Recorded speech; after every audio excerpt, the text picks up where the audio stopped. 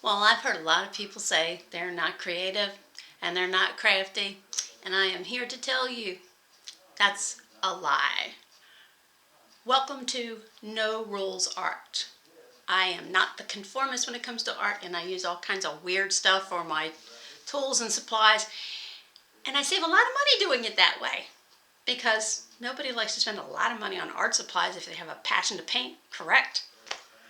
Although brushes are another story. You want to make sure you get some decent brushes because you're going to be using them a lot once you get the art bug, like myself. And this little gal back here, she's my newest project I've been finishing up on.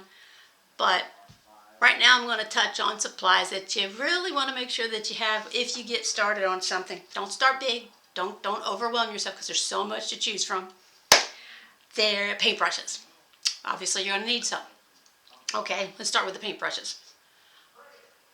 If you're using a water-based paint, and there's different kinds of paint, if you guys have never done any kind of art, you've got water-based and you have oil-based, okay? Water-based is the one I suggest for any beginner to go with. Watercolor, no, not so much. I know a lot of people think watercolor. Watercolor's got a lot of little quirks to using it. They're not rules, it's just nature of the beast. Acrylic paint, now there's where you can start. Now acrylic paint is water-based. Mostly you notice when you paint inside your home you use an acrylic-based paint, unless you're using oil-based paint. That means you can rinse your brush out with water without a problem, but there's also some special care for your brushes so they'll last a long time. What kind of bristles? You think a paintbrush is a paintbrush, right? Like this is the same thing as, let's say, this one? No.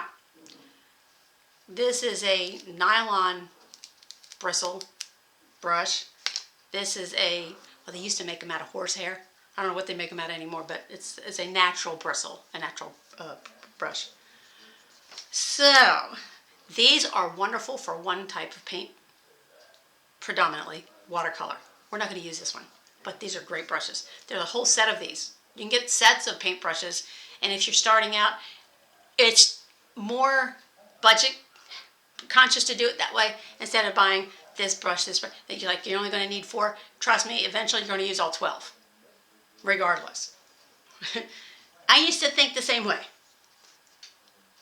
Must-have brushes. You need a wide, flat brush. Now you see this thing? It's a craft paintbrush. But it's also the kind they use for using house paint, for painting inside your rooms. It's okay. As long as the bristles are good, you got a good solid bottom there, and you don't leave it soaking in the water to clean it, you're fine. You need at least a 1-inch brush. You need a liner brush. A liner brush can be several different forms. This one's a thicker liner brush. It comes to a point. Liner brush meaning you draw lines with it. You do detail with this. I do her eyelashes with this. And then you want an angled brush. Why do you want an angled brush? Well, you know when you're painting in your room and you're going into the corner, you need that angled brush? Well, you need it here too, believe it or not. And an angled brush in a paintbrush size, it comes in several different sizes. I have a real big one that's shaped like this. It comes cut at an angle, so you can get into those corners of things. Like when I want to go up under her hair to get her neck right here, that's what I use. Then you might want a fan brush. It's not a necessity, but it comes in handy, and I don't know what I did with mine right now. I had one out here earlier. And they come in different widths. Like you have a wide fan brush and they have a little narrow one. I just grabbed a bunch of brushes and brought them out here to show. See, that's one of those cheap watercolor, the watercolor kits they give you for kids have those soft bristles. You don't want to use those. I mean, you can give them to the kids. Let them play with them. But I don't see my fan brush. Where are you, fan brush? Anyways.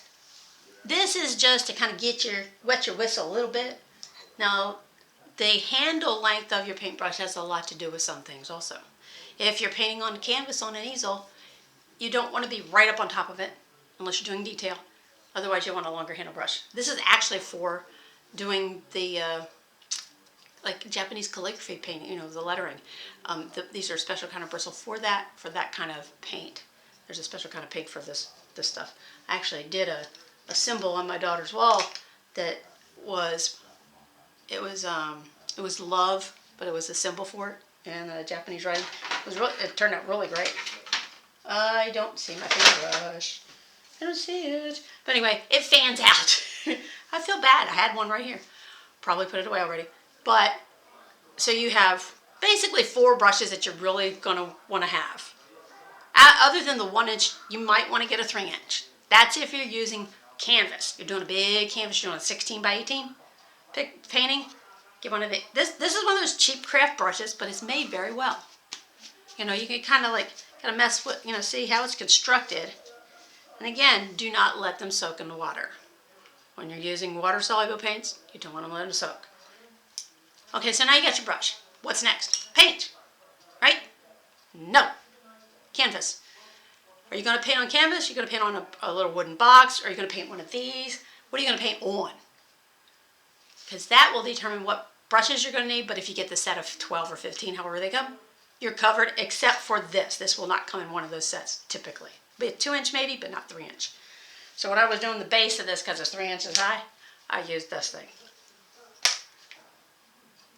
If you're going to do canvas, do you want to do stretched canvas or do you want to do canvas board? Here's the difference. Stretched canvas.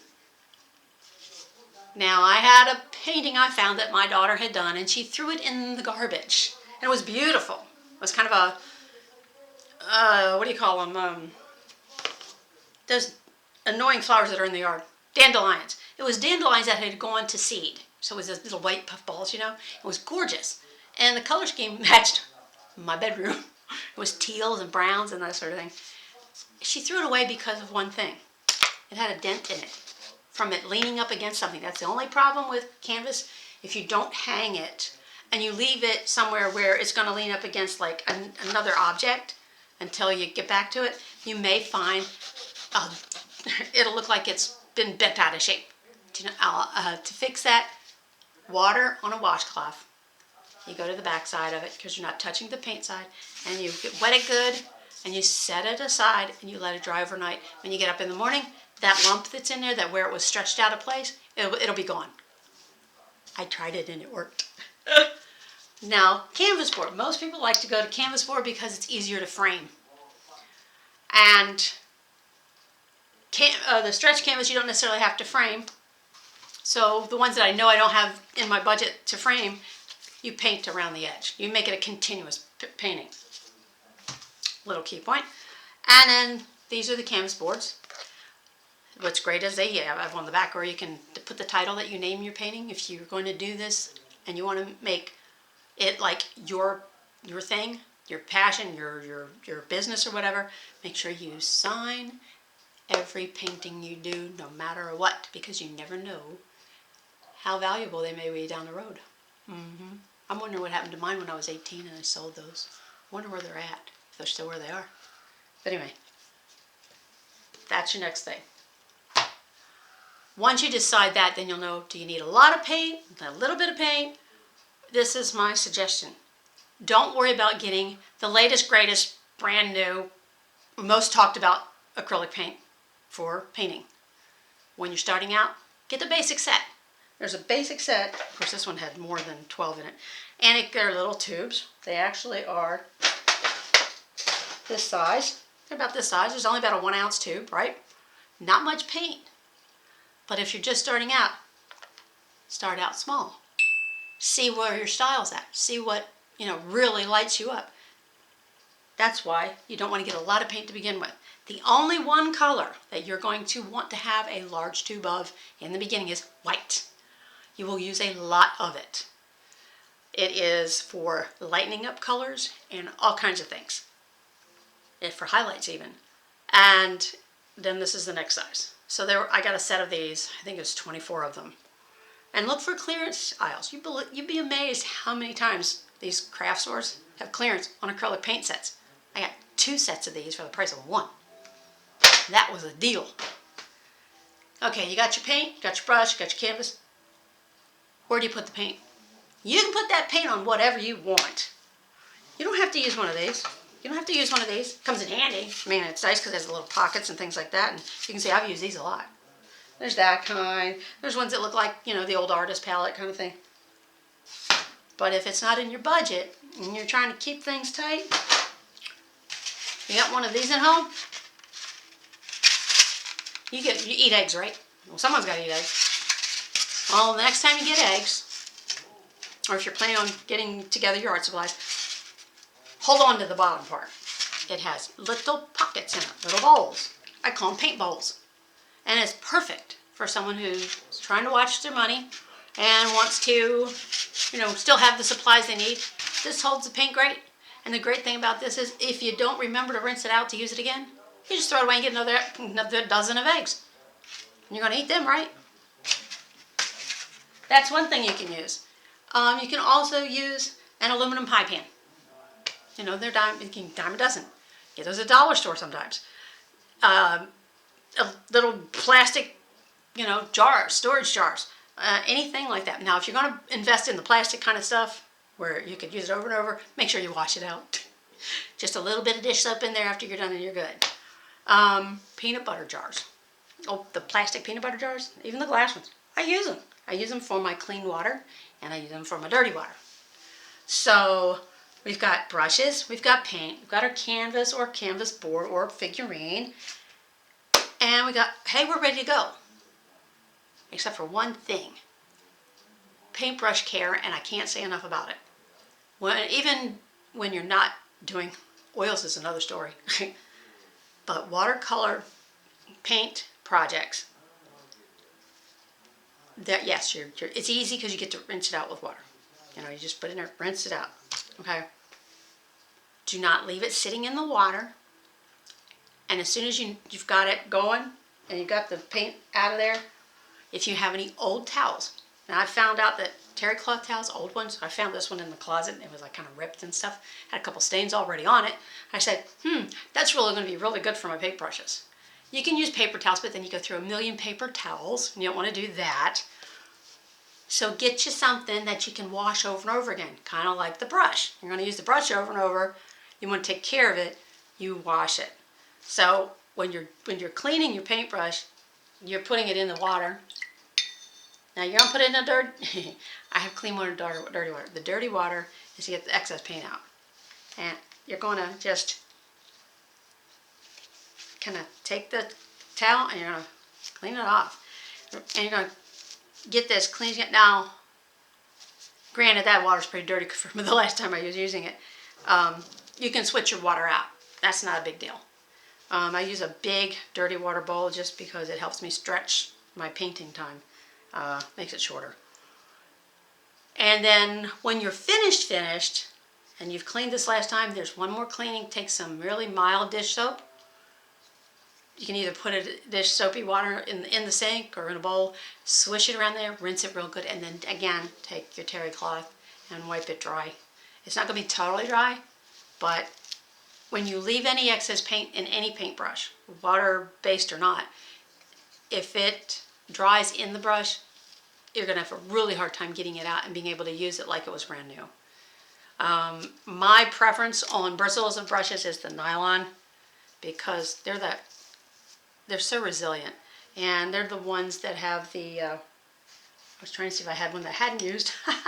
That's a good one. No, I pretty much have used every single brush I own. That's not not an unusual thing, but these are not nylon bristle. This is a small fan brush. I was just looking for this thing.